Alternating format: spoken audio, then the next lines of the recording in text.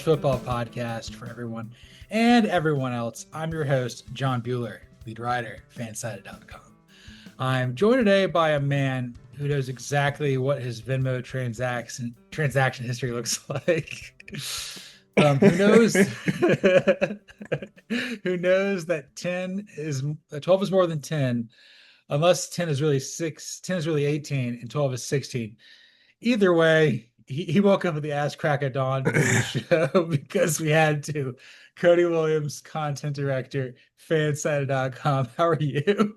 Brother, I haven't even brewed coffee this morning. That's where we're at. We're raw dogging the hell at episode 200. Let's go, boys. How you doing, man? I haven't brewed coffee yet either. I still have cortisol coursing through my veins like Big Ten energy. It's going to be great. Hell yeah, brother.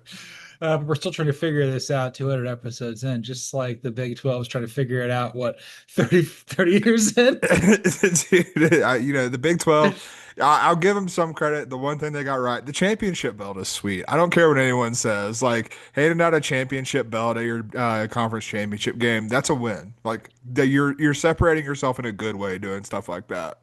Low key, I had a fever dream last night where I had the WWE belt, but I cross chopped the wrong person that chased me out of town. Was it Sonny Dykes? Is that who you cross chopped? It could have been. It could have been my elementary school teacher, and this is false start.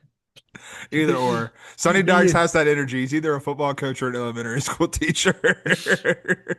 the man's just losing his luggage in the airport. That's what he's elite at. That's His name's right. Sonny, not Daniel, but my paper says it's Daniel, but it's really Sonny. That's right. And it'll be sunny here at some point as the show progresses. But obviously, we've all started here on episode 200. So our first and 15 today, as part of our conference previews, is the definitely maybe in the Paul Finch satin kimonos. Before we begin, hit that subscribe button, smash that like button. Just please do it. We don't know what's going on. You don't either, but we need you part of this. Yeah, I mean college football season's just getting here. We're gonna have content for you all the time. Like that's what we do. Like I'm here at 6 a.m. Mountain Time, and here we are. Let's ride. That's right, lightning, brother. All right.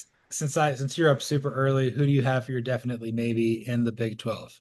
I'm going with Baylor, and I had a hard of the conference previews that we've done. I've had the hardest time in the Big 12 doing both definitely maybe in the satin kimono because as I've said many times, I think the Big 12 at the top is very homogenous. Right. I think it's just so much parity at the top that it's really hard for me to separate these teams in a lot of ways. But with Baylor, I guess I identified them just because I think they might have the most upside. And Yeah. like I look at Sawyer Robinson, he's a kid I'm a fan of. I think he's one of the most underrated quarterbacks in the country. I think there's a lot of teams that yes, they have a book on him now, but I think he could still catch a lot of them by surprise even because I just think that Baylor is going to level up offensively. Now the big question is, can Dave Aranda get the defense to continue playing at a high level? I'm not sure that the talent is there, but I do think Dave Aranda is a hell of a defensive mind. So if the Zen Master can come through there, I think Baylor's a team that we could be talking about potentially making the college football playoff, which I don't feel like that's really a space where they're being talked about right now. Baylor was also mine as well. Yeah. I think I've got them going 9-3, 7-2 in conference play. You got some tough games there, but like your losses at SMU, Arizona State, home or at TCU, like that's manageable. Hmm. I think if you beat Auburn at the start of the year, that really sets forth a fantastic season for the Bears. Like every couple of years, Baylor has a season. Hmm. Baylor's become the new Auburn, and It's honestly, true. That's not a bad call. I like that a lot. Sawyer Robinson comes in. He takes the starting job away from Daquan Finn, who transferred over from Toledo. Now he's back at Miami, Ohio. And every couple of years, it doesn't really matter who the head coach is. Baylor will have a season like this, Hmm. and it really comes down to the sensei, Dave Aranda. Will they occupy his brain? I think he's gonna play this entire season for Ozzy Osbourne in his memory. 100%. You'll never know it, but it'll happen. You ask him what's his favorite song. He says Sabbath, Bloody Sabbath. That's a shock. That's it. It's a hit though. What can you say? Um, For a second team, I also had Utah. I'm Yeah. dangerously high on Utah. I think Utah might get to the Big 12 championship because of Devin Dampier. Yeah, I'll have some positive Utah thoughts coming for sure, coming down the line here soon. My other thing with Utah is like last year it hit the fan because Cam Black Smoke Rising was just cloud of smoke and it didn't really do much. You had to trust the Zach Wilson brother, which is never good. Yeah. But then it's also like I don't even think you went into a bowl game. You've had a lot of pressure the last couple of years. And obviously Kyle Whittingham's talked about like, look, I'm not going to be part of the team in 2027 when we open up at Jerry World versus Miami to start the season. Hmm. So it's either this year or next that he's got to do it. And I don't think he's going to retire from his illustrious career at Utah before making the playoff, which I think it's within the realm of possibility this year, maybe next. No, 100%. And like you think back on, you mentioned Cam Rising and you think back on Kyle Whittingham's career at Utah and every year that there's not been some sort of like unforeseen circumstances that just kind of hamstring it, whether that's Cam Rising, whether that's the year that they were starting a safety at running back. Like, in every year things go relatively smoothly. Kyle Whittingham has his team competing at the top of a conference. Like, that's just what he does. He's a damn good football coach, man. And as of right now, like, everything seems to be smooth sailing for Utah. 100%. Anybody else you have like as a definitely maybe contender besides Baylor or Utah?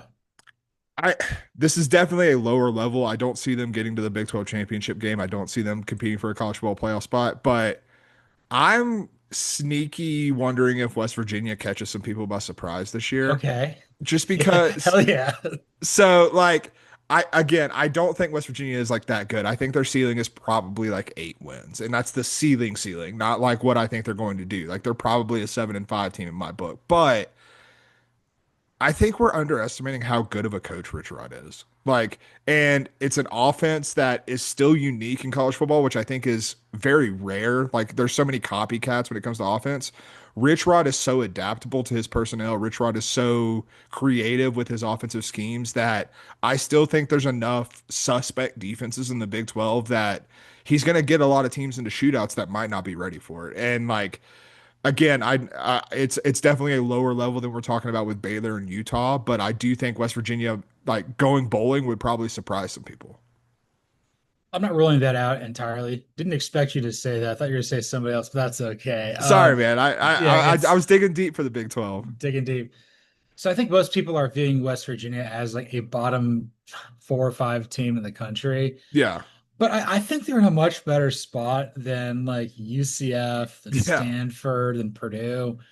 And I mean, it remains to be seen how good the coaching is going to be at any of those places. But like, look, Rich Rodriguez was not expected to do much when he came to Arizona after fizzling out at Michigan. Wasn't expected to do a lot at Jacksonville State and had relative success. Like I think he got to conference championships in Mhm. both leagues. Maybe that's within the realm of possibility back here at WVU, as long as he accepts the fact that this is not his alma mater of yesteryear or even recent yesteryear when they were in the Big East. Like maybe he can Right. make it happen. I don't think the climb is going to be as far as some of these other teams, but like maybe next year's the year they go bowling. But if you're that optimistic on them, I'm not gonna throw a coal on you.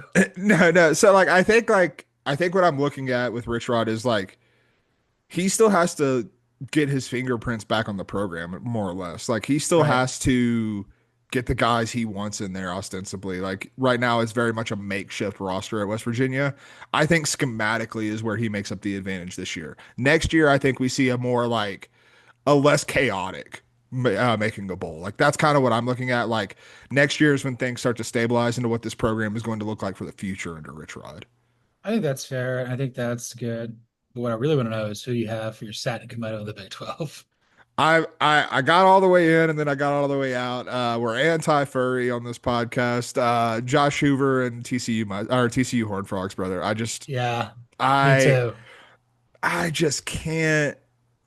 There's something about Josh Hoover. There's something about Sonny Dykes post the run of the national championship game that I just don't trust. And I will say, like, one of the big things that led me here, their schedule is sneaky tough. Yeah. Like, you open with North Carolina, which I think TCU is probably a better team than North Carolina, But TCU and Sonny Dykes have traditionally struggled in openers. Like that's not been their strength. North Carolina is going to be hyped up under like first game under Bill Belichick. Like that's going to be a lot of emotion for the Tar Heels in that one.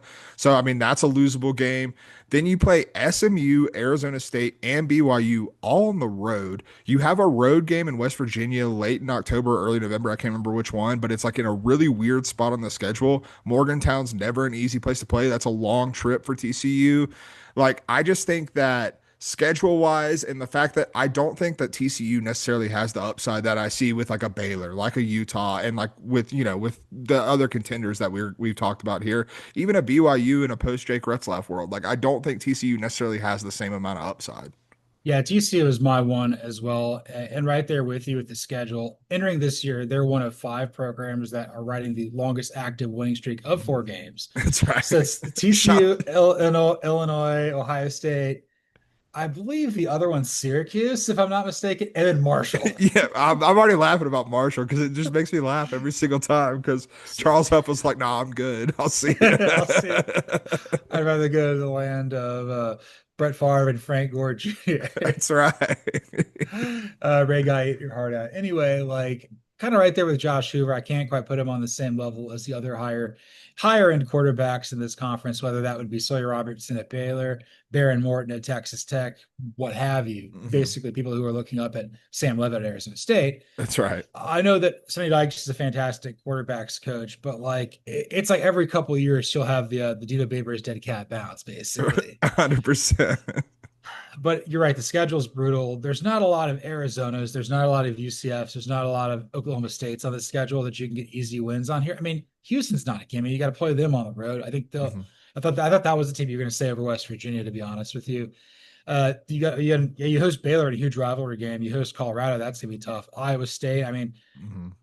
Cincinnati, North Carolina. Those are all games I think you could win. But like at SMU, you have so many road games. It's just brutal, dude. Yeah, I mean, like I would argue that probably your three tough, like SMU, or at least sorry, SMU and Arizona State are probably your two toughest games on the schedule, if I'm being honest. And like Yeah. you have those on the road, and that's always a tough starting point for, and I don't care like what your talent level is. I don't care like it's a tough starting point for Texas having to go start on the road and at Ohio State. Like when your toughest games are on the road, that doesn't make things a whole lot easier.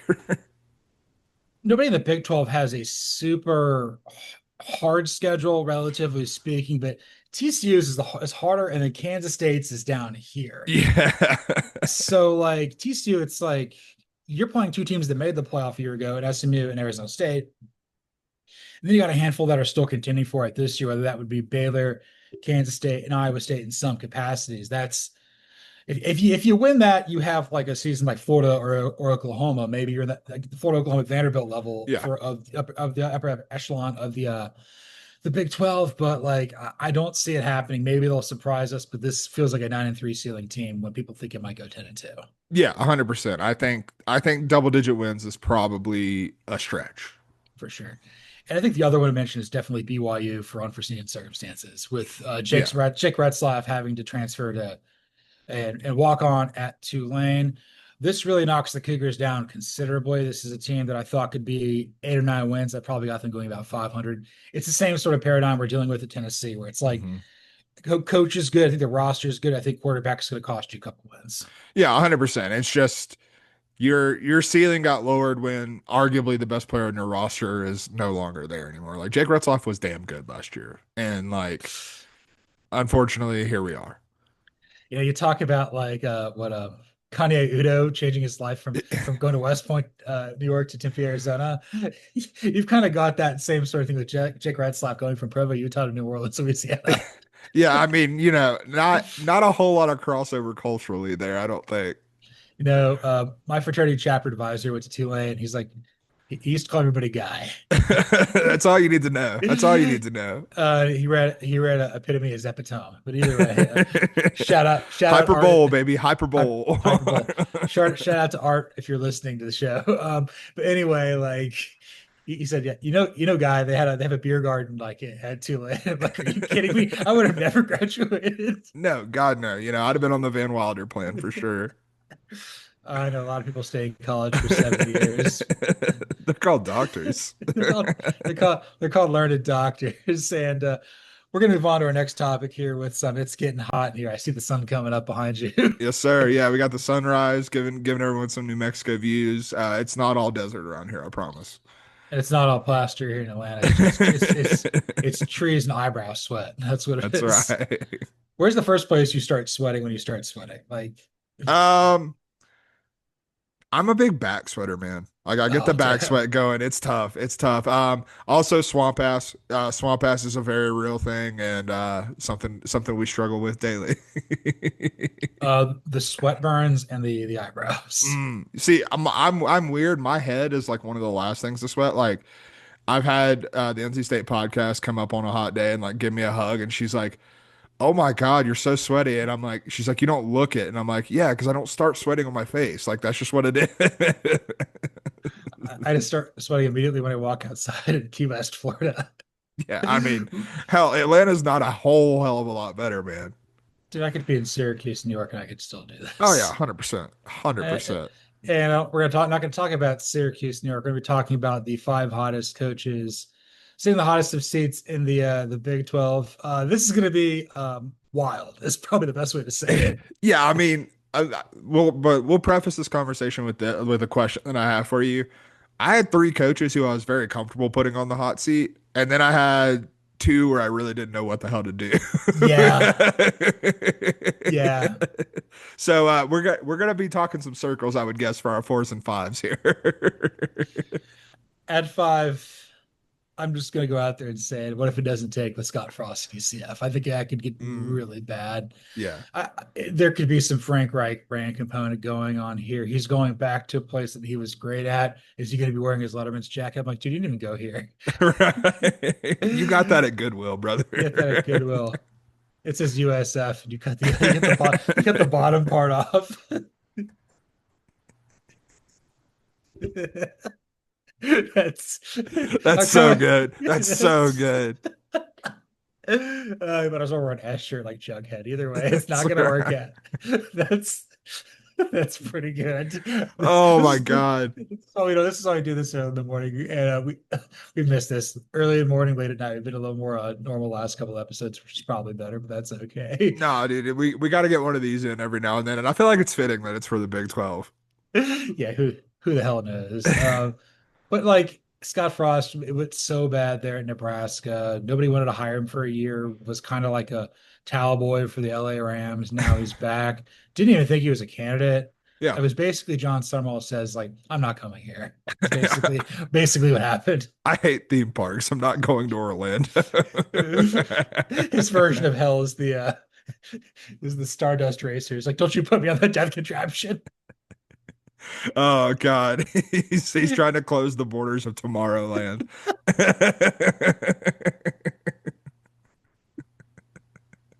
I thought this was a children's ride. I know you're related to Scott Abel, but maybe through your grandma you're related to Scott Frost. I don't Yeah, know. who knows, man? I'm not cold natured, so maybe not. We'll see. No, maybe, no, maybe not. So who do you have at five? If I so I had Scott Frost at six. He was my first cut because I do think they probably give him more than a year, but like there's a good chance it doesn't take, and we're talking about him as one of the top candidates next year. But I have Right. Dave Aranda at number five. It's obviously not the same level of hot seat that we were talking about a couple years ago.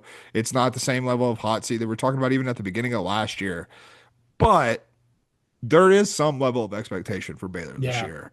And I mentioned earlier, like I'm pretty damn confident in this offense. I'm pretty damn confident in Sawyer Robertson. I'm less confident in the defense. And as a defensive minded head coach, I think that there's a way this Baylor season goes where if the defense is what cost you, competing for a spot in the Big 12 title game, if the defense is what cost you, you know, an 8-9 win season and you end up going 7-5, 6-6, like I think that's going to put a lot of heat on Dave Aranda. Not sure if he would get fired for that. Like I do think the floor is I like pretty comfortably a bowl game this year, but like at the same time, like I do think the expectations have been raised a little bit for Dave Aranda after the way he competed last year and the talent that he has on this roster. And I do think there's a world where it doesn't end up with him in a favorable light after this year. I was kind of surprised to see him on there for you, but like that makes sense. I think the expectations like you need to go at least 8-4. And you mentioned it's all about the offense. I keep forgetting their offensive coordinator is Jake Spavital, who's the really former head coach at Texas State, really good OC at Texas A&M, Hmm. kind of overqualified for what he's doing there. Maybe he's propping up the sensei a little more than he probably should. So I get behind that. And I mean, like that's not a not right like that's a ready-made interim right there. Someone who Oh has yeah. head coaching experience. Otherwise, you got to welcome Jimbo Fisher to town. I don't think you want to do that. God, no one does, brother. uh, I was reading this, like the Watchmen movie, the TV shows. Are I was trying to figure out why is Night Owl in jail? Apparently, he and a Silk Spectre are stopped at the Oklahoma City bombing. That's what it says, like in the thing, and it was like in '95. So he's been in prison for like 24 years. Mother of God. It's The lore is deep. The lore is deep. I was like, this doesn't make any sense, but okay, it's fine. At number 4 for me, I've got Deion Sanders of Colorado. Okay, yeah. That's also who I have at number 4. So I'm right there with you. My big thing is he's just a polarizing figure here. Obviously, he's been dealing with some health issues. This offseason, a lot of personal stuff. Son's getting drafted, or almost getting drafted and whatnot. Yeah. In Shiloh's case, you go out there, you get a lot of guys of note to be on your staff, whether that would be, Warren Sapp last year, Marshall Falk this year. You still have Pat Shermer calling the plays. I just don't think you can book in a 9-3 season with 2-4-8 campaigns, and that's Yeah. going to fly anymore. And again, I think Colorado is going to be better than that. I think they're going to be about 6 or 7 win team. Really, I think if they beat Georgia Tech in week 1 and the 1990 national championship game rematch, I think that would be good for them. But um, I don't think the pressure is necessarily going to be internal. I think it's going to be very external, and I wonder Mhm. if Colorado's going to cave.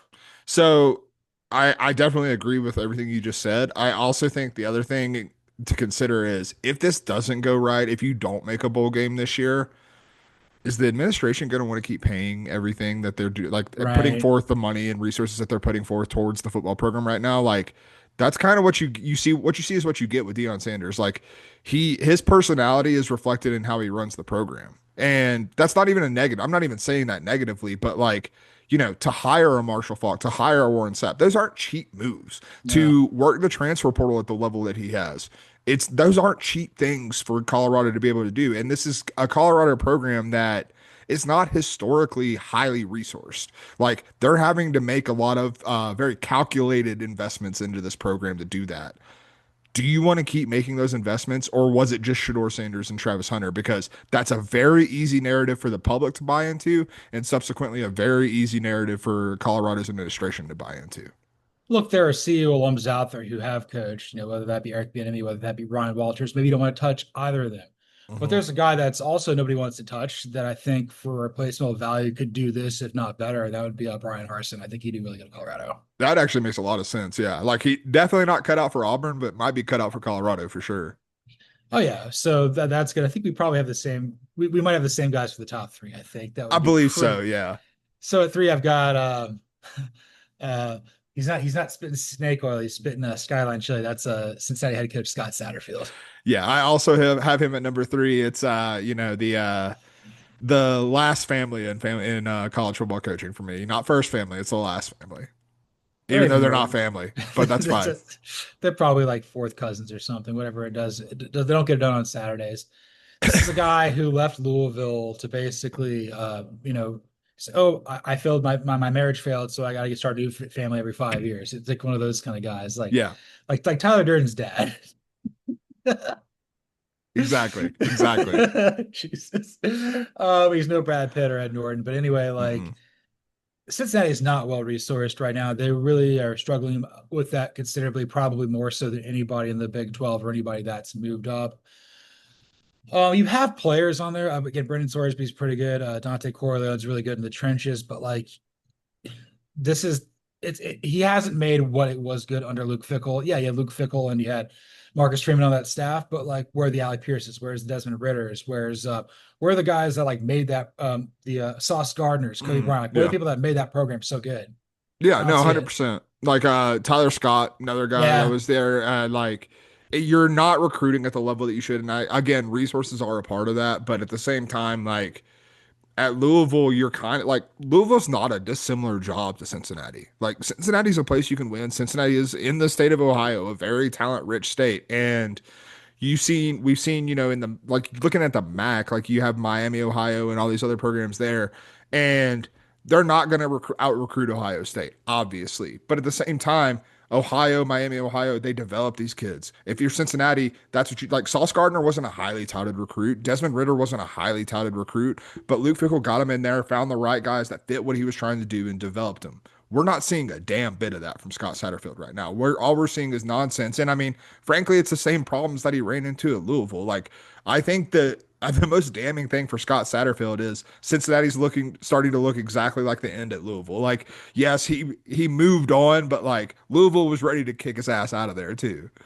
Yeah, he took his glasses off to think he goes from a Superman to Clark Kent, or whatever, the other way around. He thinks he's Superman without glasses. Like, dude, you can't see. Yeah. But the recruiting thing is a great point here. You bring up a fantastic topic there. It's like when he was at Louisville, he's like, I'm not recruiting Ohio or Kentucky. I'm recruiting Florida. Mhm. And that kind of worked, but then you're getting like the fourth or fifth best guys there. Maybe a Lamar Jackson works out for you, but that was before you even Yeah. got there. Like, you should be recruiting people that like Kentucky and Michigan State are going after. And there Mhm. shouldn't be, there's plenty of players there. A lot of people don't want to play in the MAC. They want to play Power Four football. They can play that at UC.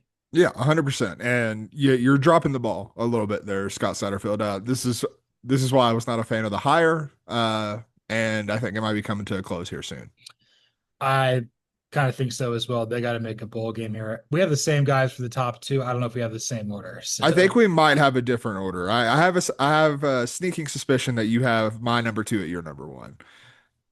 okay, my number two is Arizona head coach Brett Brennan. I was correct. I have Brent Brennan at number one, and that means you have Mike Gundy at number one, who I have at number two. All right, let's start here with Brennan and then get to Gundy. Yeah.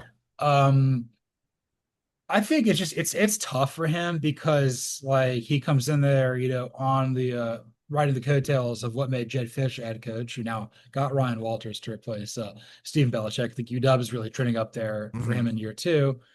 You can win at Arizona. We've seen it happen in the 90s. We saw it about like one coach a decade can kind of do it. Hmm. But like at this point, like outside Noah Fafita, like what do they got going for them? This is a team I feel very comfortable is going to be in the bottom quarter of the Big 12. Maybe he gets a third year, but also San Jose State, like it's a hard job, but other people have had success there. Like Hmm. Mike McIntyre's had success there. Uh, our boy Kennan's going to have success there. Yeah. And even though I'm rooting for Brett Brennan, I think there's kind of a also, I think the fact that like Arizona State's really just firing on all cylinders, it's making you look really, really bad. Yeah. The Arizona State component is something I was going to bring up. Like, your biggest rival, your in-state rival, is the favorite prohibitively in the Big 12 this year. And you might be one of the worst 10 Power Four programs in the country this year, probably are. And we know why they hired Brent Brennan and didn't do like a more aggressive coaching search. They were in a very bad financial spot. Still not out of that completely. Let's be clear about that. And so maybe that's one thing that does help Brent Brennan save his job is the fact that Arizona really can't afford to fire him, quite frankly. But we know that Arizona has more upside than what we're seeing right now. We know that Arizona is a sneaky, like solid recruiting base. And like right now, though, all those kids are going to Tempe. They're not coming to Tucson. And like that's a tough place to be. And even with the hamstrung administration financially, like I just think that if this year goes as poorly for Arizona as I think it's going to, like I'm pretty low on the Wildcats this year. Like I just don't know how you look at last year and this year, especially coming off of what Jed Fish had just done at Arizona the previous years. Like I just don't see how you continue moving forward with that. Yeah, then you also got to play Kansas State in the non-conference, even though they're in your Yeah. conference. That's not good. One thing that really works against them, and again, you probably know more about the financial picture of what's going on with the Arizona State school system, but like I do know that whether it's U of A, ASU, or NAU up there in Flagstaff, Mhm. you cannot have a public employee have anything longer than a 5-year contract.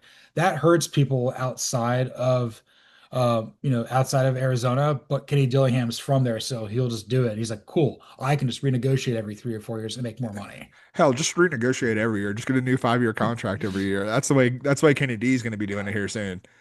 And I remember reading a book as a kid, like Yogi Berra with the Yankees. Like every year it was a 1 year deal, and he's like, I didn't think too much of it because I believed in myself, but like in retrospect, like this is before Kurt Flood. This is wild. This is what Branch Rickey was making me do. Yeah, I mean, look, Arizona is the Wild West for a reason, man. Like their laws and restrictions are not particularly great. Yeah, it's out there, man. The five C's, and one of them is not Naz from South That's Florida. right, no sir. And then Mike Gundy, who I have at one, and you have it two. Explain like kind of why you've kind of got them flipped more than me, and I'll probably say the other way. So I mean, Mike Gundy's on a hot seat. Like, let's be clear about that. This isn't like saying he's safe or any by any stretch of the imagination. The hair that I split to have him at two and have Brent Brennan at one is Mike Gundy's an institution. Brent Brennan Yeah. is not. And like that's really what it comes down to. And I think that it would be hard for me to believe that Oklahoma State has the year that they had last year again. Like, I don't think Oklahoma State's going to be competing at the top of the Big 12. They could because that's the kind of S that Mike Gundy does. When you think that Oklahoma State's going to be a non-factor, they go 10-2 somehow. But like Mike Gundy has been there for so long. He means so much to Stillwater and has done so much for Oklahoma State's football program over the past 2 decades that you he's not someone you can fire on like a split decision. Whereas I think Brent Brennan is, and like if Oklahoma State goes 5-7, 6-6, something of that matter, I think that conversation becomes a lot harder than someone going 2-10 or 3-9. And like I don't like. I know we saw Oklahoma State do that last year under Gundy, but again, I don't like. He's too good of a coach to see that 2 years in a row. I would tend to agree there. Again, the big conversation point where you split hairs is longevity. You're talking about a guy who's entering a second year at Arizona or entering, I don't know, year 20 or 21, Yeah. leading his alma mater at Oklahoma State. Oklahoma State's probably outside of Houston's probably the best resource program Mhm. in the new Big 12. Although David Booth just gave Kansas $300 million. Yeah, what? Like the best thing I saw from that was someone tweeted out Kansas's portal haul for next year, and it was Ryan Williams, Jeremiah Smith, and then a quarterback who I'm totally blanking on right now. I think it was DJ Lagway. That's right, it was DJ Lagway. That's right. And I was like, hell yeah, brother, get Lance Leipold the goods. Bill Self and shambles. That's right. Oh God, that would be but that changes the paradigm. It's a new thing. There's a power void at the top. Whoever's going to take advantage of this is going to reap the benefits. So far, I think that Arizona State's taken advantage of it more than anybody else. Yeah. Um, I have Oklahoma State going 4-8. I don't feel good about it for that Yeah. reason because it's last year was just so bad. Like I only have them beating UT Martin, Tulsa, Cincinnati, and at UCF. Yeah. But you could get some wins. Like I don't think you're going to win at Oregon, but you could beat Baylor, you could win at Arizona, you could beat Houston, you could win at Texas Tech, you could beat both Kansas teams. Maybe you could beat Iowa State. There's only one certain loss on their schedule. So Yeah. that's part of it too. I think the thing is like you can't have the second year again. Also with his prickly personality, maybe it's kind of fizzled out, Mhm. which would scare the hell out of me because that means my offensive coordinator is going back to alma mater. That may not Uh, be good for me. Hey, uh, let's see what happens. TJ Yates, it's a mutual. He's called the shots there. They There we too. go. There we go. TJ Yates, baby. OCTJ. That dude. Haven't remembered TJ Yates when we remember some dudes. He's kind of one I've had in the back pocket saving. I freaking love TJ Yates, man. Yeah. We're gonna do you're the only North Carolina guys, and I'm only gonna do Georgia. We're gonna do that next time. There we go. There we go. It's gonna be unbelievable. But yeah, I think it's pretty clear it's the top three and Satterfield's third, but I think he might actually be the one to go of any of them. Yeah, I agree with that. Like I have Gundy at two. Like I'm still pretty confident his seat is very hot. It's just like I have a hard time putting him at one just because like this isn't the first time we've had the hot seat conversation with Mike Gundy, and lo and behold, he's still in Stillwater. You know what I mean? Like he's got 9 lives, even though he probably hates cats. Dude, he's in Stillwater, just like Russell Hammond's still in That's Stillwater. right. That's right. And I don't know if we're going to be, getting shocked on the stage here or anything like that, but we're going to be coming to you live from Eric Crouch's couch. Like a fever dog, baby. Eric Fever Dog Crouch. That's right. Uh, he probably hated that movie. He's like, I have no time for this. I just got to run for Eric Oh, Eric Sandwich. 100%. Our five Heisman contenders out of the Big 12 plus is sleeper. And before we dismiss the Big 12 of not being able to get one, they did have the Heisman winner last year. They've had a lot over the years. Yeah, 100%. And there's honestly like I was surprised at how many quality candidates there are. Like I actually had to pare this list down quite a bit. Me too. So I'm gonna start at five with the only guy who's not a quarterback on that list for me. I'm gonna go with Arizona State wide receiver Jordan Tyson. Nice. He was 6 for me. So I'm right there with you. I just think like it's going to be really hard for Arizona State to send two there between him and Sam Levitt. Mhm. But like again, I think he's probably the top four wide receiver in college football, Oh yeah. along with Ryan Williams, Jeremiah Smith, and you could pick your fourth guy. So probably top three in Yeah. reality. Yeah, 100%. He could go out there, you're going against a bunch of pillow fight Big 12 defenses. You could probably have like a Jamar Chase type of season that he had as a sophomore at LSU, and it wouldn't shock me.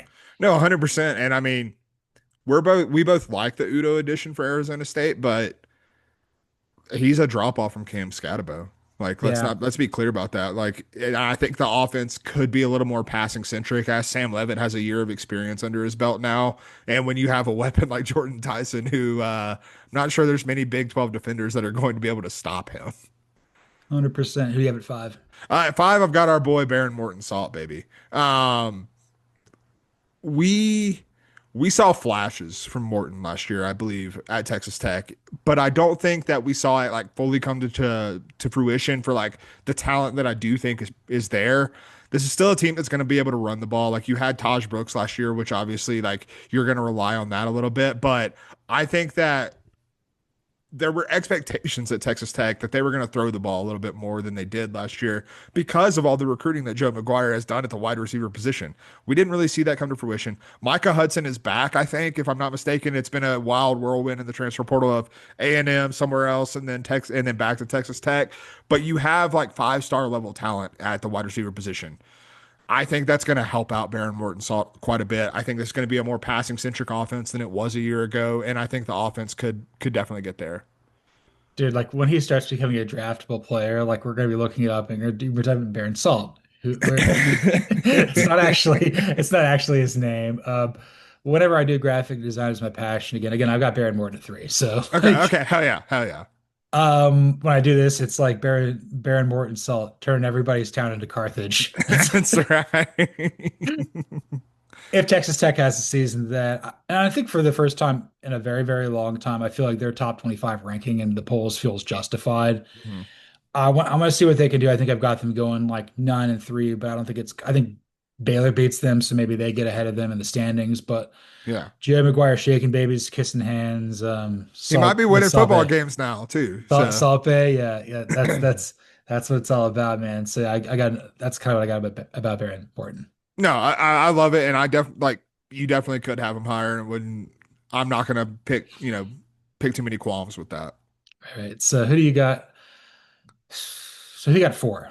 At 4, I've got Sawyer Robertson. Same. Yeah, and like man, this kid's talented. Like this kid has an NFL future. I firmly believe that he's probably not going to be a first round pick, but he's going to be someone who you're going to see like draft analysts be like, should he be? And he's probably still not going to be, but he's probably going to end up starting by year 2 or 3 in the NFL. Like this kid is absolutely talented, has a ton of arm strength, mobility. I think his pocket awareness and his feel is pretty stellar. And let's be clear, like Jake Spavital is going to rely on him. This offense runs through Sawyer Robertson. Like if Sawyer Robertson goes down, Baylor's screwed, quite frankly. And so, but like he is going to put up numbers both with his feet and with his arm. And like again, we both think that Baylor has a chance to be really good this year, like better than people expect. And we've seen a Baylor quarterback win the Heisman before. That's not outside of history. And I think he's the type of player who is good enough and also fun enough to actually like capture narrative attention on a national scale. He needs a nickname. I got it. He's Sawyer Supersonic Robertson because he definitely maybe might be good. That's right, baby. He's feeling supersonic. Give him a gin and tonic. I don't know if he's of age or drinks, but just give it to one in spirit. Like Hey, give him a mocktail if not. after every game, he just dives into the process like Pat McAfee, That's David right. David Pollock is like, I don't even work here anymore. That's right. But yeah, I don't really have much more to say about that with Sawyer Robertson. I have a feeling I might know who you have at three, and I don't think I have him on my list. Actually, I think that person you're thinking about, I think I have it too. Because I have Devin Dampier at three. Oh, snap. Okay, yeah. And I've got Devin Dampier too. Yeah, I'll let you speak on Devin Dampier, but I'm hella excited to watch this kid at Utah, man. Well, he went to the Bronco Mendenhall School of Survival there in New Mexico, about an hour and a half away from where you are. So Yes, that's sir. pretty good. He goes to a team that needs a quarterback that's been quarterback desperate since really that Rose Bowl that Cam Blacksmoke Rising tore his knee up. Yeah. If he goes in there and plays like Cam Rising could, or Tyler Huntley, or really anybody, Alex Smith, just any of these, Right. just goes out there and makes it happen. Utah is gonna be getting to Arlington. They're gonna win around 10 games, and they're gonna be knocking on the door of going to the playoff. Just because the coaching staff's so good. We know Andy Ludwig. I think he's still there, I believe. If I'm not mistaken, I believe so. Because Morgan Scalley is there. We all know that he's probably going Hmm. to be he's the coach in waiting for lack of a better word. Yeah. I mean, level of comp's going to be a little bit different going from the Mountain West to the Big 12, but is it really? So I think Dampier, if he's going to be he's going to be your time zone's version of North Sellers. Yeah, 100%, dude. Like, the more I was thinking about it, it's probably Sellers and then Dampier if I'm ranking the best like true dual threat quarterbacks in the country. Like Dampier is unbelievably athletic. Does he know how to play quarterback? I'm not entirely sure, but hell, it's going to be fun. He's going to put up numbers. And also, I trust this Utah coaching staff to not put him in a position where he's going like you mentioned all the quarterbacks that Utah has had over the years, and most of them under Kyle Whittingham. Like you talk about Tyler Huntley, you talk about Cam Rising, you talk there was the dude before Cam Rising, and I'm totally blanking on his name. But like we're talking about different styles of quarterbacks that Kyle Whittingham and this staff have still found success with. They don't put their players in positions where they're not going to be able to succeed. And Devin Dampier is a very unique player, but he's also one that I have full faith that the Utes are going to put in position to succeed. And he's electrically talented, and there's going to be at least like one movement at some point throughout this season where everyone's like, you've got to stay up until 11:30 p.m. Eastern tonight because Devin Dampier is going to do something ridiculous. They're going to be playing like I've got Utah going 11-1 right now. Hell yeah, brother. Let's go. I've actually got them beating Arizona State at home. I think their only loss this year is at Baylor. Hell yeah. There's going to be a game. I think it's at Texas Tech where he's running. He goes to the end zone there at Rice Eccles and he goes, "It's all about the Utes." And they're like, "No." No. Wrong one. Wrong one. It's and then, but so then somebody else does one below it. It's like, okay, there we go. Yeah, that's right. The double horseshoe you also. I don't know if you saw that they're making a horseshoe shaped pretzels there at Colts games. And it's not going well. Not going well at all, brother. That'll clog the commode. Okay. So yeah, I've got Devin Dampier at two. We both have Sam Levitt at one, which probably means you've got teeny bopper extraordinaire Avery Johnson at two out of Kansas State, which I I don't have on my list. I do indeed, and it's twofold. One, I I'm not the biggest Avery Johnson believer. I don't think either of us are. However, I'm still gonna leave the door open for him to put it together. Because the reason I'm not in on Avery Johnson is because he hasn't put it together yet. Like we saw a lot of cracks in the armor last year, and but he's still young, man. He's still a teeny bopper. Maybe he gets some facial hair this year. Maybe he grows up and matures a little bit this year and becomes a better quarterback. We know the talent's there. Like you watch him run around, you watch the way he moves. This kid is athletic and has an arm. Like he's not like there's a reason Kansas State was willing to hand the keys over to him and tell Will Howard to kick rocks and go win a national championship. Like there's a reason all of that happened. He just needs to put it together. But the biggest factor of why I felt confident putting him at two, you mentioned it kind of offhandedly earlier. Kansas State's schedule's hella easy, man. And if there's a time for someone at a program of Kansas State's level to put up ridiculous numbers while making the leap, it is this schedule for Kansas State. Like they have all the opportunities ahead of them, and I couldn't I couldn't look past that opportunity for someone who, like, you look at Kansas State's schedule, there's not going to be many games where Avery Johnson isn't the most talented player on the field. And like that's something that I had a really hard time looking past. And I've got three games where there's a more talented player on the field. They're going to lose every single one of them. Iowa State, Baylor, and Utah. That's why I don't have him on there. I mean, that's completely fair, but like he's still in the conversation for the like He I'm not is. saying to be clear, I'm not saying the best because he has not put it together and like there weren't many times last year where he was the best player on the field, but there were still a lot of times where he was the most talented player. So, you know, about a year ago when we did our Group of Five preview and we did the Phil Collins trifecta, which finished with the movie, the cinematic masterpiece Tarzan. Of course, yes. He's like Tarzan, dude. Hell yeah.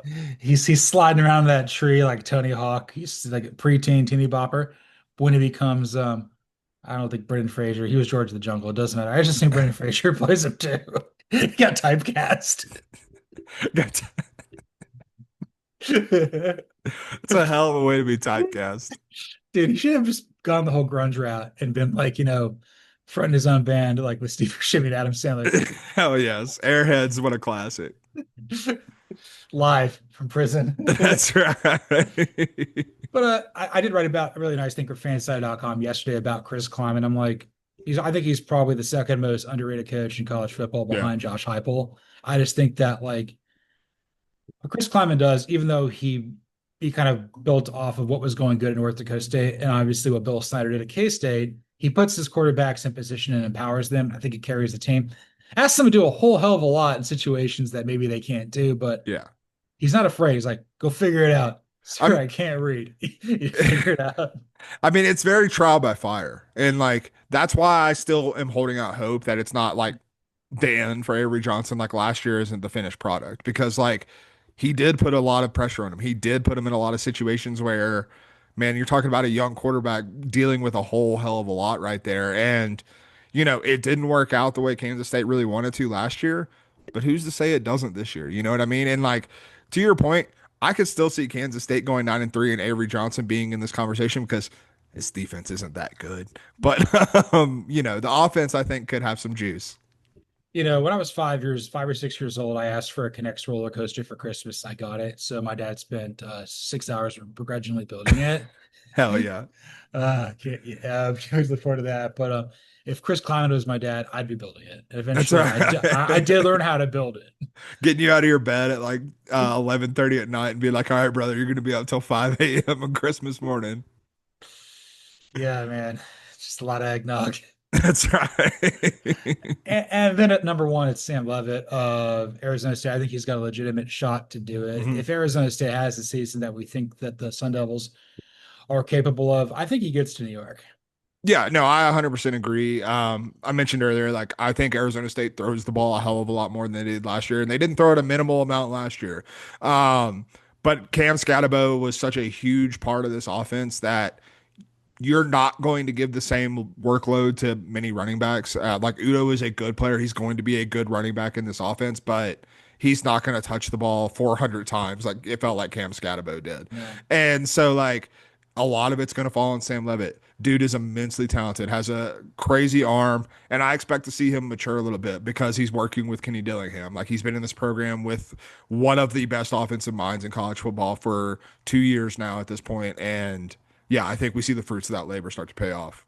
Not only that, you also have an overqualified OC in Marcus Mhm. Arroyo, who I Yeah. think like kind of got it sold a bill of goods there at UNLV. I think Arroyo is going to be looking for another job. I don't necessarily know who's going to hire him. I don't know what Big 12 or job Hey, opens up. Arizona, go Uh, turncoat. If they fire Burt Brennan, Marcus Arroyo at Arizona could feed families. God, that would be amazing. Just turn heel. I mean, just go Buster Faulkner on his That's what ass. I'm saying, man. Like, get after it. Like, you know what? Someone's got to be the villain. Why not me? Right, right, right. So my sleeper, I can't believe he's still in college football. It's Jalon Daniels at Dude, me Kansas. too. Hell Yeah. yeah. He's just Nebula. He's just all spare parts. He's the Tin Man. He's just gone. Look, man, like if he holds together we know Jalon Daniels is damn good, man. Like that's the thing. Like he can run, he's got a good arm, he loves to chuck the ball deep downfield. Kansas is still going to be probably not a contender in the Big 12, but a good team in the Big 12. Like Lance Leipold has Kansas in the like healthiest position this football program's maybe ever been in, like sustained wise. And you look at Jalon Daniels, and again, it's wild that he's still here. Like I feels like he's been here longer than you and I have been covering the sport, quite frankly. Like, Alive. yeah, honestly. He But played for he got recruited by Mark Mangino, didn't he? yeah, I mean, can't rule it out at this point. Yeah. And but man, he is immensely talented. It's literally, can you stay healthy? He hasn't really shown us a whole lot of signs that he can, for because like pretty sure his back is made of paper mache, but like there is there is definitely a chance that he could put up some big numbers this year. I've got Kansas going 8-4. They might be the definitely maybe winner at the end of the season. And I was thinking about, why did David Booth get $300 million? I think it's because Jalon Daniels doesn't bleed blood anymore. He just bleeds plutonium. That's right. 100%, buying nuclear materials. um, he's more radioactive than the elephant foot in sugar bowl. That's right. But when it comes to Kansas playoffs, you kidding me? Yes, sir. Locks, contenders, and pretenders here. I have a lock. Do you have a lock? I do not have a lock, sir. My lock is Arizona State, Yeah. not just because I'm in a relationship with the Arizona State podcast, but we'll probably talk about this here in a little bit. I'm of the belief if even if Arizona State doesn't win the Big 12, if they win 10 or 11 games, they're they're they've earned enough credibility to potentially get in as an at-large, maybe more so than a Miami or an SMU. Yeah, I mean, Arizona State's the closest thing I think that we have to a lock. I obviously have them in contenders, not as a lock, but if like it was the one I wrestled with the most, kind of like, do I put ASU here? Do I put them down here? And ultimately I just came down on like my overarching point that I'm going to keep saying, like, I'm not sure what the separation is in the Big 12. I'm not sure there's enough for me to consider one a lock and one a contender. The eyes, Nils, and Dillingham. That's right, 100%. Oh my God. Every time I write it for Phillies, like I'm just like I'm getting closer and closer to glasses by the day. Dude, 100%. Absolutely. I mean, I do it with my last name, bro. Williams. That's ILI. true. It kills me every time. I'm like, is that a third L or the second I or a third I? Like, what are we doing?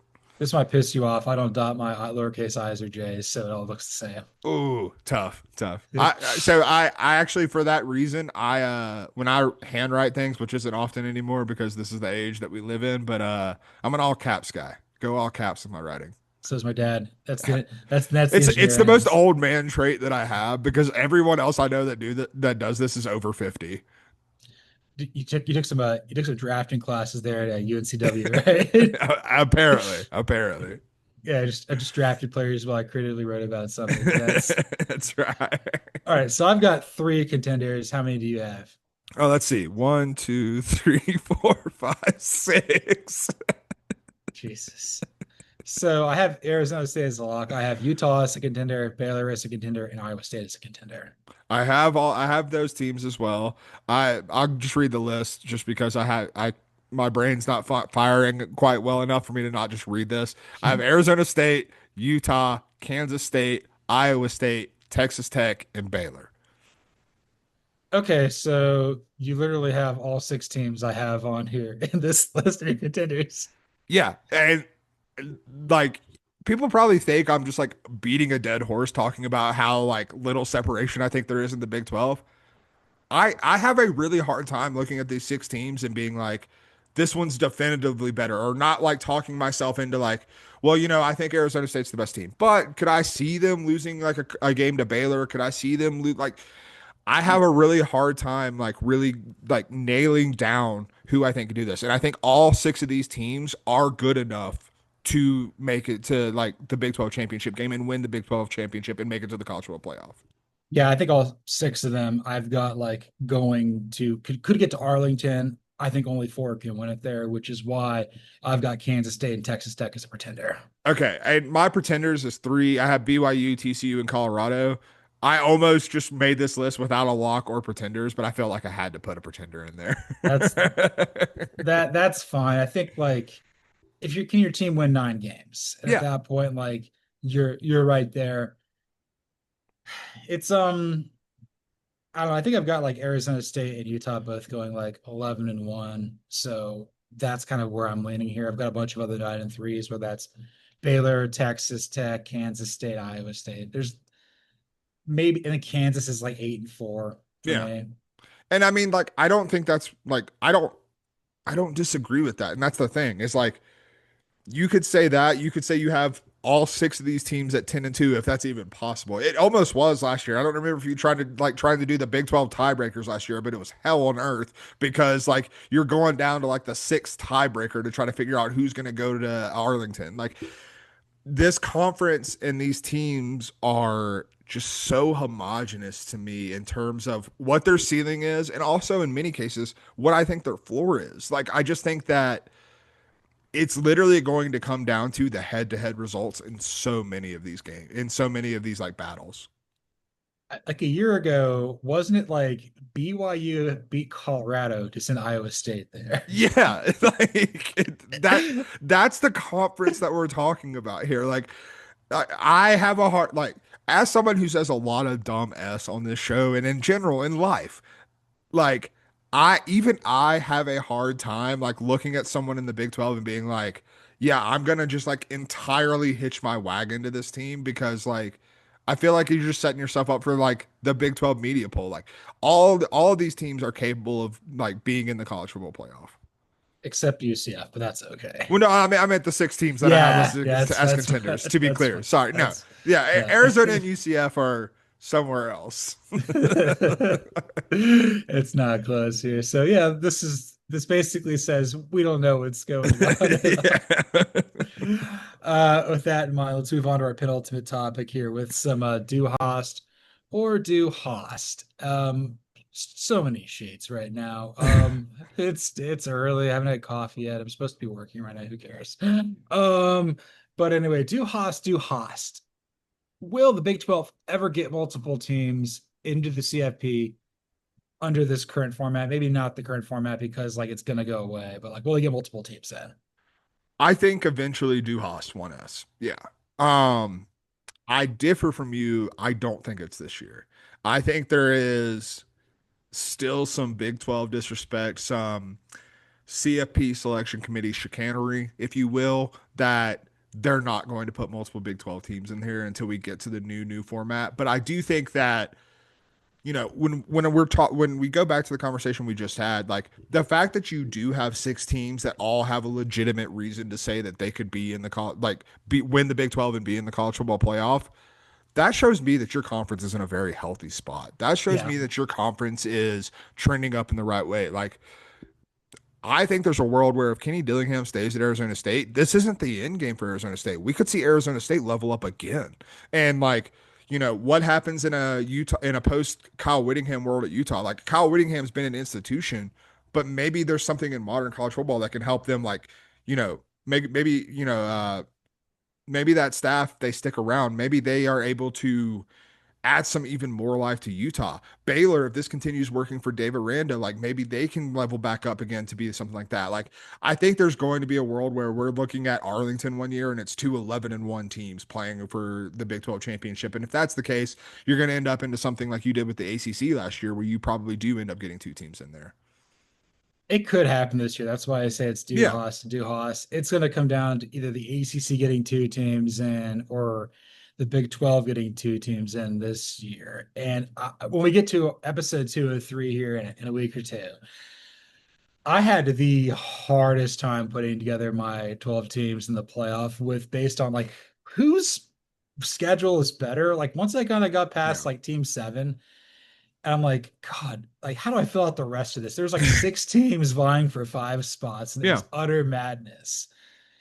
So and I'll reveal that later, but like it was so close. Like the first team out is either in the ACC or the Big 12. It's so frustrating. Yeah. It's not the best.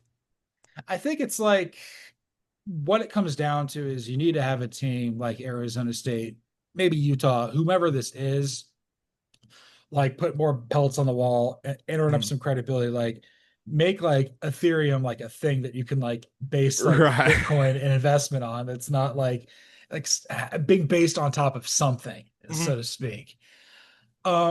Because when you have that, you end up where the Big 12, or not the Big 12, the SEC, the Big 10 are, where it's like there's programs that you just give the benefit of the doubt of because of the helmet and the sticker component to Yeah. it as well. So there will be opportunities to be had there, but like, Oklahoma vacated that to go to the SEC. Right. Someone needs to take that back from them.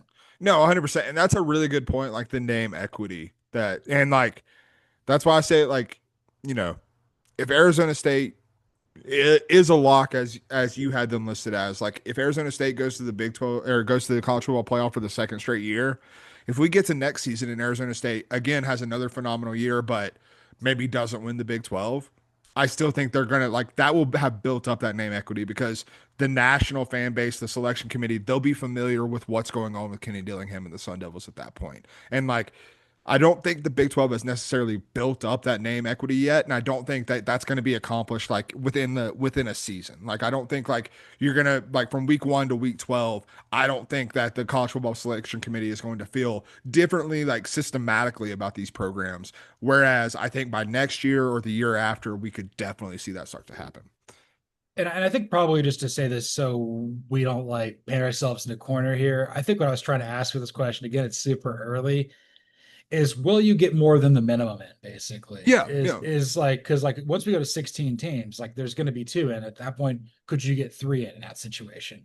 Yeah. That might be a little bit of a tougher answer, but like I I think still think, but I like, I think my point is still the same though. Like, I think that the Big 12 is in a position and these programs are in such a good spot. Like, you look at even like a Texas Tech, like, if Joey McGuire continues recruiting at the level that he has and building the talent base up in Lubbock the way that he has, that's going to build up equity there because, like, you're going to see them in recruiting rankings. You're going to see them in the conversation beyond, oh, look at that. Texas Tech won 9 games and stuff like that. Like, they're going to be like, you're earning that respect on a national level that I don't think you're quite there yet. But like, it's never going to be the Big Ten. It's never going to be the SEC. But like, you're basically in an arms race with the ACC. And right now, in terms of like building that equity, I think the Big 12 is winning that because you have more programs that I think are working to actually do that.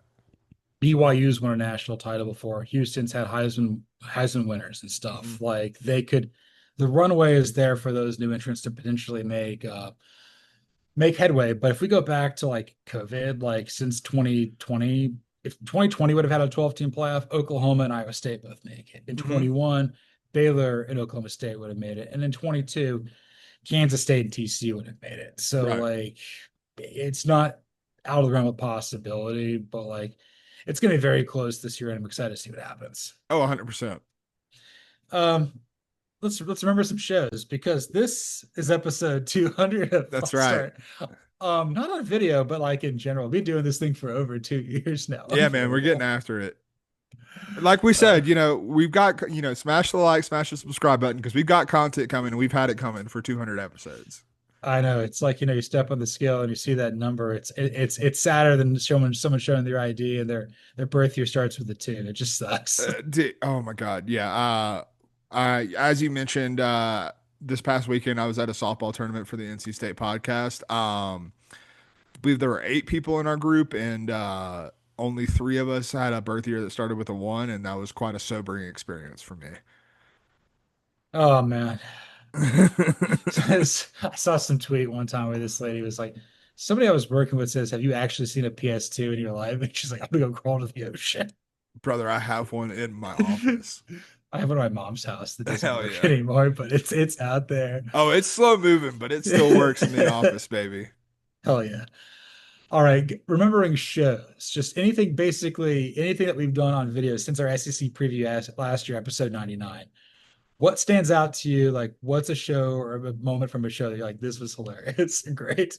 So I started out more general, like just with something that we started doing once we got on video. Dude, the Goldilocks episodes for the college football playoff rankings, like that was a great idea on our part. Yeah. Like that, then like it, I think it gets us both like fired up, even though we're just talking by ourselves. And I think that's the funniest part about it is like I've watched both of us just get heated and like we have no one to bounce off of. Like we're just like stewing in our own anger about things. And it's one of the funniest things that I can remember. And like it's just it's a great way to talk about the rankings though. Like, too hot, too cold. And we've obviously borrowed that for other shows since then. Like the Goldilocks aspect of this show, I think is one of the best creations we have ever come up with.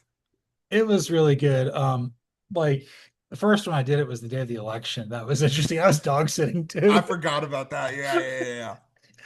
Um, you made some fantastic graphics for it. We're usually done with that in about 20 or 30 minutes, but you're absolutely right. We get very heated about nothing, and we provide really good analysis. We were also at that point we're doing 4 shows a week. Yeah, I mean, look, it's not the easiest thing for us to be clear, but it turns out great, and that we care about you, the people. So, 100%.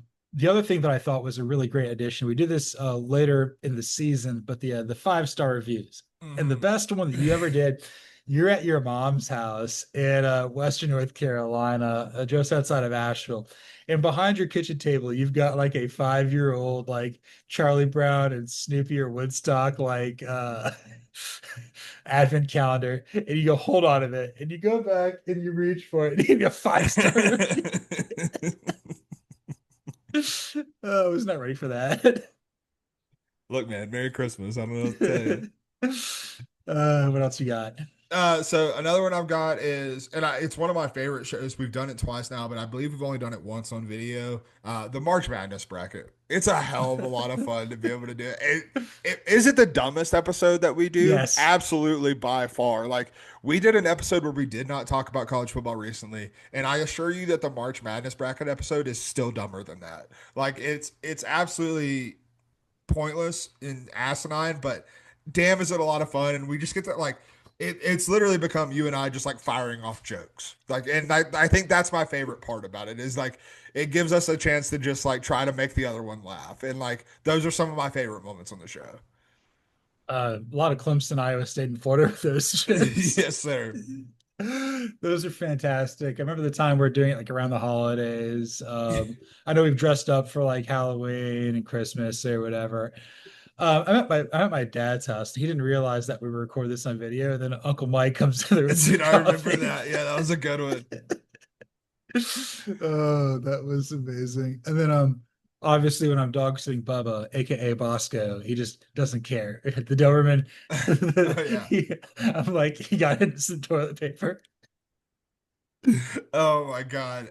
Another favorite aspect that I've had is speaking of Bosco, that's tangentially related, but whenever we have to put the dog interruption in the video Yeah. because like something happens, whether it's Remus, whether it's Bosco, whether it's Benji, whether it's Huron, like whenever a dog interrupts the show and I get to put in like the staticky screen with the dog on there and be right back. That's always hilarious. I'm trying to think what else that's like new from this year that was incredible. Obviously, I love seeing graphic design as my passion show up on here for you guys. Oh yeah, 100%. The problem is the software changed and I'm not really good at it, so I got to figure out how to do it again. A more recent one, and I'm gonna just pat myself on the back. My Fourth of July attire. Let Yes. like I I went in there and the entire time I was like, all right, you just got to remain stoic and like not acknowledge the fact of what you're wearing the entire time. But at one point I like looked at the video and caught a glimpse of myself and how stupid I looked and like I just had to like smirk a little bit while I was doing it because I was like, you can't laugh, but God Almighty, like you look ridiculous. Yeah, I watched that recently, like just gonna play back like 34 minutes of just like I got this, and then you got a sunburn afterwards. Oh, dude, yeah, the bandana tan line that resulted from it was something else. I've been obviously doing 3 yards in the cloud at punt this past year was fantastic. Again, another really good revelation. A lot of great views, a lot of interesting takes here. But I think the best one that we did was right after Georgia survived Kentucky, and Yeah. I'm at Hankey's house for the last time. Rest in peace, Hankey. R.I.P., buddy. Yeah. And this was after I had watched Beetlejuice. and Mm. then Beetlejuice because here okay, it's Beetlejuice. And I actually like I was in prison behind a white wall. That's right. No, dude, 3 yards in a cloud of 3 yards in a cow. I can't speak, but you know what I'm saying. 3YAACP, baby. But like those shows also like those are a ton of fun to do. Like I think those are my favorite shows. Like to be clear, not easy. Much like doing the No, playoff rank, like the Goldilocks or the playoff rankings. Like we're working all day on fansided.com and we're still bringing you the reactions on Saturday night. It's taxing, but it's a lot of fun, and I think we make some of our best points. I'm gonna go back to the first and beginning of video. Dude, I didn't know what we were doing with yeah, graphics. They look so bad. Oh my God. I was like looking back at some of them. I was like, why did Bueller green light this? And B, why did I give this to him to green light? Like, what are we doing? we're learning things because That's right. this is false start. I had one more. I'm gonna try to remember what it was. It was pretty good. Oh yeah, I liked how we eventually kind of got into the rhythm as the season went along with like our segments. So like every Monday episode like follows the same format. Every Thursday follows a similar one too, for the most part. There may be a segment here or there that change, but I'm like, we're doing from Ward Manual's manual way too much. And now it's going to be every roads has its torn That's because right. it's named after whoever the head of the selection committee is. So obviously it's Baylor AD Mac Rhodes now. Mhm. But then you're like, yeah, we're doing too much of this. And basically whenever it's the playoff rankings, we would react to that on Thursday, I think now. And then I think on Monday we do react to the AP poll. It's like, but it already came out. So Cody's like, well, what if it's like our second take? Instead of Stephen A. Smith, it's Stephen B. Swift. And we just completely butcher his name. We spell his first name wrong. We add the period, it's Swift. It's just dumb. Look, there's a lot of dumb things that we do on this program. I don't know if you know that. One of which being like we've got to shout out the star of the show, Antonio Banderas, man, Yes. in the intro. And like again, I enjoy giving college football analysis. I enjoy talking about the sport. I enjoy talking about it with you. But one of my favorite part of the show is just us trying to make one another laugh. And that's literally what the Antonio's like segments are designed to do. It's just like, all right, I've got this joke in the chamber about Antonio going to whatever place we're going that week. And like I'm gonna try to hit Bueller with it without him seeing it coming. And you do the same to me. And it's a pleasure, man. I not to get too sappy, but I have enjoyed all 200 episodes with you, man. And starting 201, we're actually going to finish 201 with some Antonio. So get ready for Yes, sir. that. Yes, sir. Coming in the chamber, just the ad-libbing nature of it. I mean, we basically produce content, try to make each other laugh. A lot of this flies over people's heads, but we don't really care. We're making a college football show for us, and you guys seem to enjoy it too. So Yeah. it's unlike anything else out there. I'll tell you It's that much. we are the fringe of college football, I do believe. We are the fringe of college football indeed. And this was episode 200 of False Start. You can follow me, John Buhler, on Twitter at the X at Buhler118. You can follow Cody Williams at the Sizzle20. You can follow the show at CFB False Start. Like, rate, listen, subscribe, review on Apple, Spotify, YouTube, anywhere there's podcasts. Give us a 5-star review because we're going to be doing this for at least 5 years, probably more, or Most until likely. either of us die from a heart attack or whatever that is. Could be sooner than we think, man. I don't know, man. I heard that they were starting to cure Parkinson's disease and regrowing teeth, so we got a chance. We, hey, shouts to modern medical science. Yeah. Shouts to modern medical science. Uh, make sure to make sure to strap yourself into the bed with the WWE belt because this is false start.